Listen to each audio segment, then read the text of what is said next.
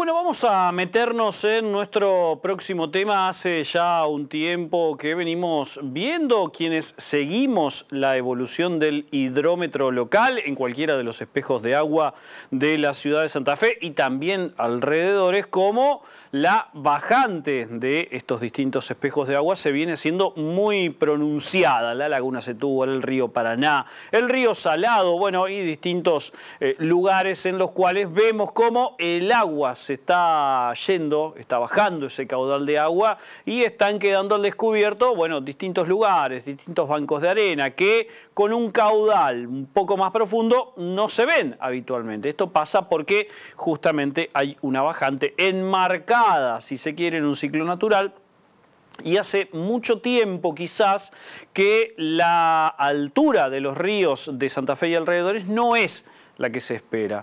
Pero ¿qué va a pasar teniendo en cuenta que hace unos días, el sábado 14 específicamente, la represa de Itaipú liberó parte de su caudal de agua debido a las copiosas lluvias del sur de Brasil y a que justamente los distintos cursos de aguas de la provincia de Santa Fe están esperando justamente agua? ¿Qué va a pasar? ¿Va a crecer el río? ¿Va a crecer mucho? ¿Va a crecer poco? ¿Va a ser pasajero? ¿Va a ser permanente?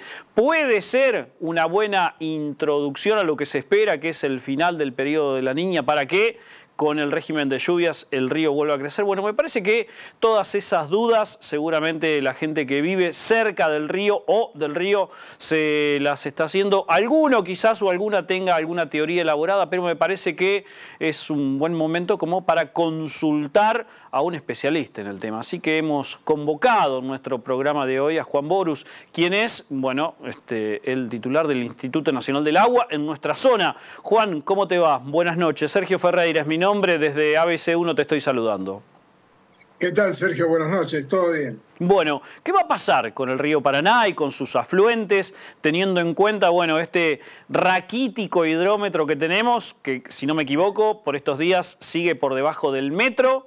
Pero ¿qué va a pasar en los próximos días con la masa de agua que llegue liberada desde la represa de Itaipú? Mirá, en principio, ubiquémonos en general. Estamos asistiendo quizá a la última parte, la última fase de un periodo muy largo que ya supera los 3 años y medio, de un escenario dominado por la sequía regional. Una sequía que en algún momento dominó todo el continente sudamericano. Hoy hay algunos lugares en los que ha mejorado, pero igualmente en territorio argentino, por lo menos en las provincias del litoral, todavía domina esa condición de sequía y obviamente con el resultado que es la merma en el recurso hídrico, tanto en los cursos de agua como en el agua subterránea. Lo que está pasando, lo que ha pasado es que se está empezando a normalizar el clima parcialmente en algunos lugares. Y específicamente uno de esos lugares es las nacientes del río Paraná. Las nacientes del Paraná tienen una estacionalidad bien definida. Es de suponer que las lluvias se tienen que dar en la segunda mitad de diciembre, la primera mitad de enero. Eso es lo que ha ocurrido. Ha habido lluvias muy buenas. Esas lluvias han permitido que los embalses que están emplazados en la alta cuenca del Paraná, en Brasil, alcanzaran sus reservas completas. Por lo tanto, el caudal sobrante, el que empezó a venir para acá, llegó a Itaipú, llenó el embalse de Itaipú, terminó de llenarlo. Eso fue precisamente el sábado pasado, entre sábado y domingo pasado. Se completó el embalse y gracias al acuerdo permanente que tenemos con Brasil, al buen entendimiento que venimos teniendo en reuniones permanentes y con un ambiente de comprensión muy importante de todas partes, regional, interviene Paraguay también, se le solicitó a Itaipú Binacional que además del caudal que viene por la central, se pueda hacer una descarga adicional del tipo de las que se hizo en el 2020. En el 2020 hubo 3 situaciones en las que se largó así agua y una vez en el 2021, ninguna en el 2022 porque no daba para hacerlo, pero ahora sí, una descarga adicional por vertedero fugaz de corto plazo para completar el caudal en el tramo misionero paraguayo del río Paraná, y eso ha mejorado, obviamente, trasladarse para abajo. Fue un aporte muy chiquitito, en términos relativos. Si el caudal descargado por Itaipú fue del orden, pongámosle, de 11.000, 11.000 metros cúbicos por segundo.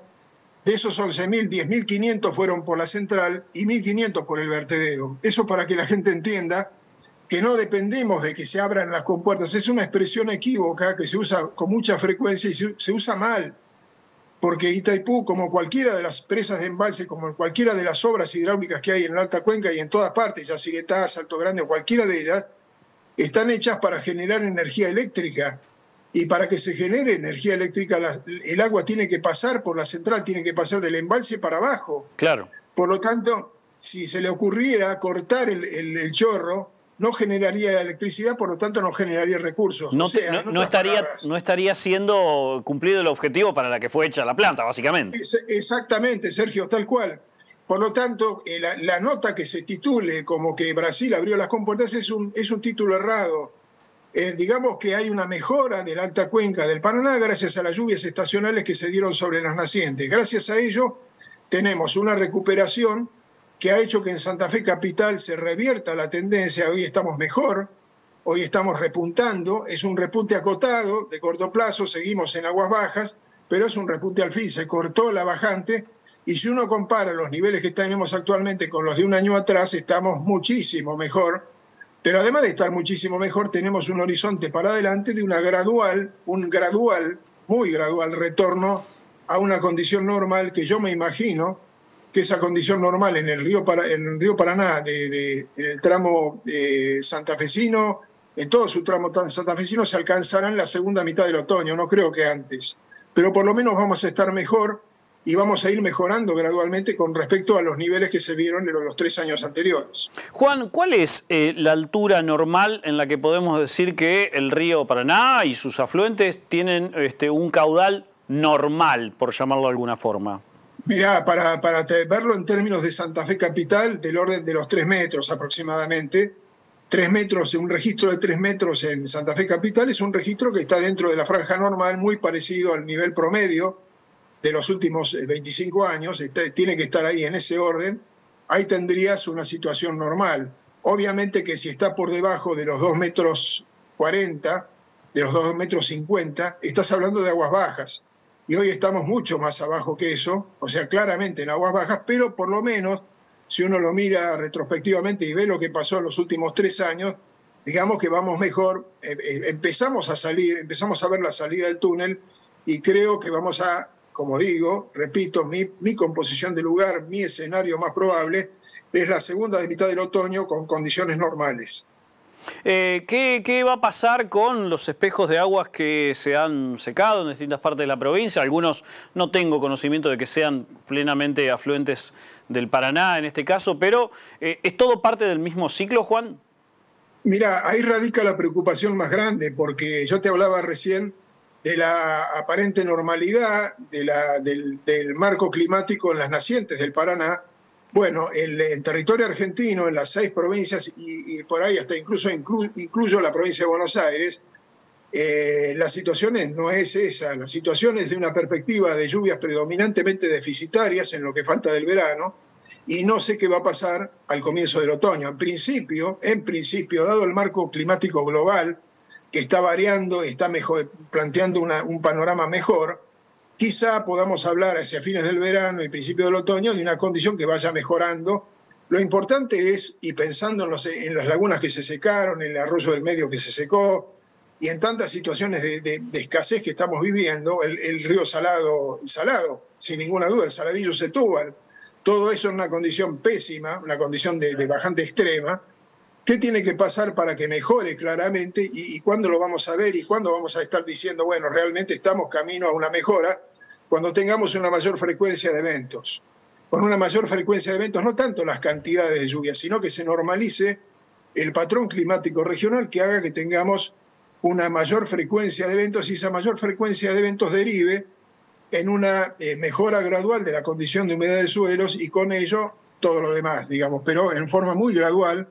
No va a ser de un día para otro, claramente, lamentablemente, con lo cual vamos a continuar sufriendo esta situación de escasez por lo menos por lo que falta del verano y comienzo del otoño.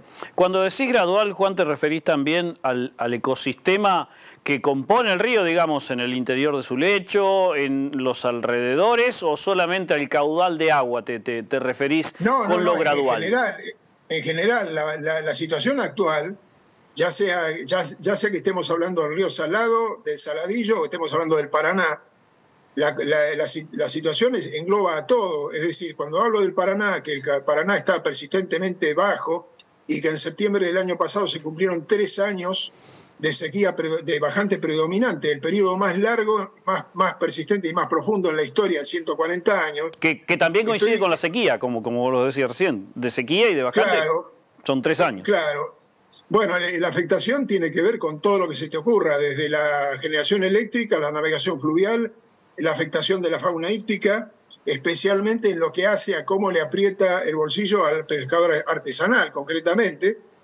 Pero en todo sentido que se te ocurra, la afectación es importante y va a continuar siendo importante, lamentablemente, hasta que el río no alcance una regularidad que se trasunte en una persistencia de niveles dentro de la franja media y una oscilación normal.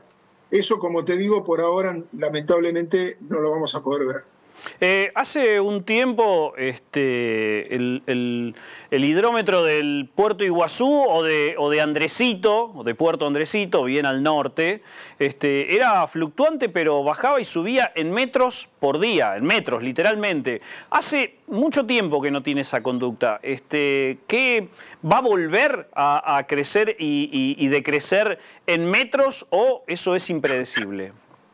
Eso hay que tener cuidado, hay que ir siguiéndolo muy de cerca. Por un lado está la escala común, la escala convencional. Por otro lado está el sensor de la Red Hidrológica Nacional.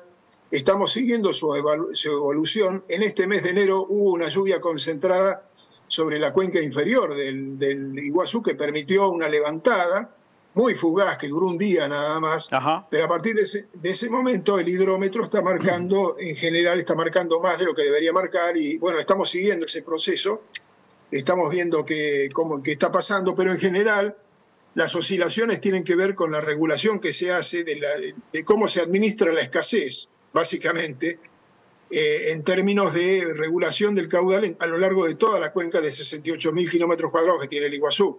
O sea, la cuenca que forma el caudal que pasa por Cataratas tiene más de 65.000 kilómetros cuadrados, y en esos kilómetros cuadrados ha llovido acotadamente, ha habido muy pocos eventos puntualmente muy intensos pero fugaces, y eso obliga a que haya una regulación del río para poder afrontar todos los requerimientos, y eso da lugar a esas oscilaciones de las que hablas, que seguramente con el correr del tiempo, a medida que la normalidad vaya bajando de norte a sur, esas oscilaciones se van a ir acotando.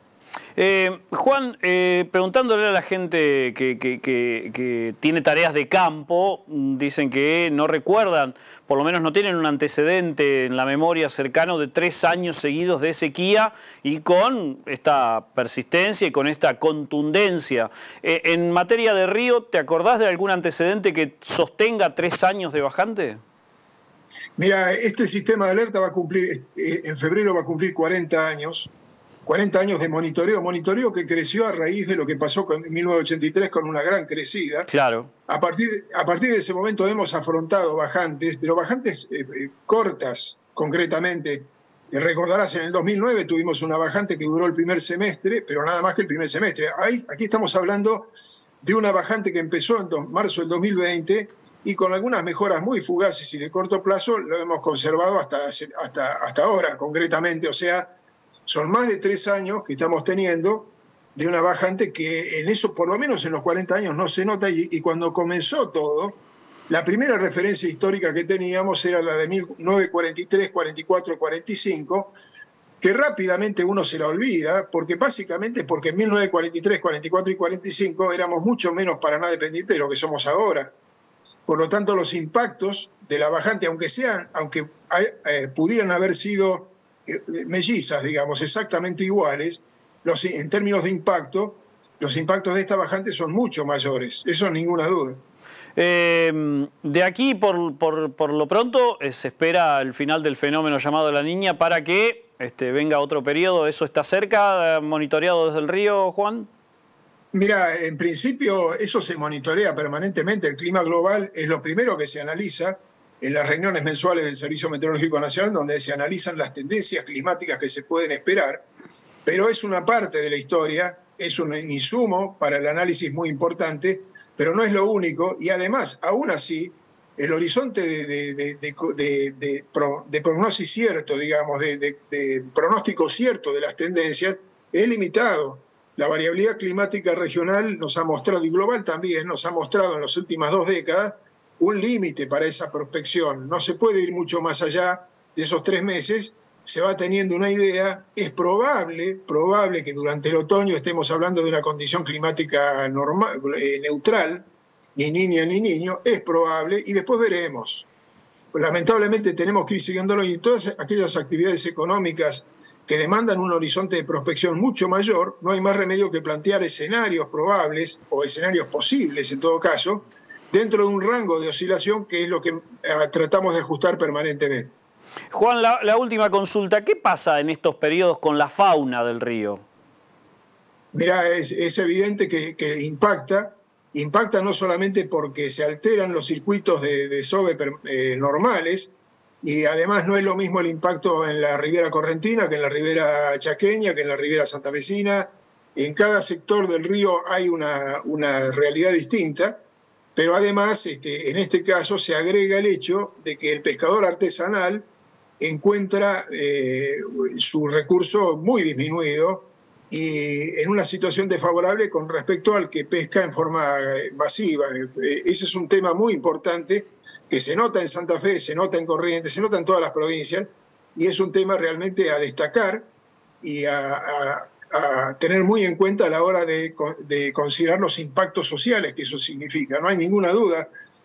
Nosotros estamos obligados a estar en contacto con todos los usuarios de la información, que para nosotros son usuarios del alerta hidrológico, y en ese intercambio nosotros vemos dónde le aprieta el zapato a la gente, y especialmente el pescador artesanal está pasándola mal, digamos, está teniendo un problema muy severo con esta carencia, en principio, de la fauna en sí, y segundo, una condición desfavorable, ¿no? Una condición en desventaja. Juan, muchísimas gracias por tu tiempo. Gracias a vos, Sergio. Buenas noches.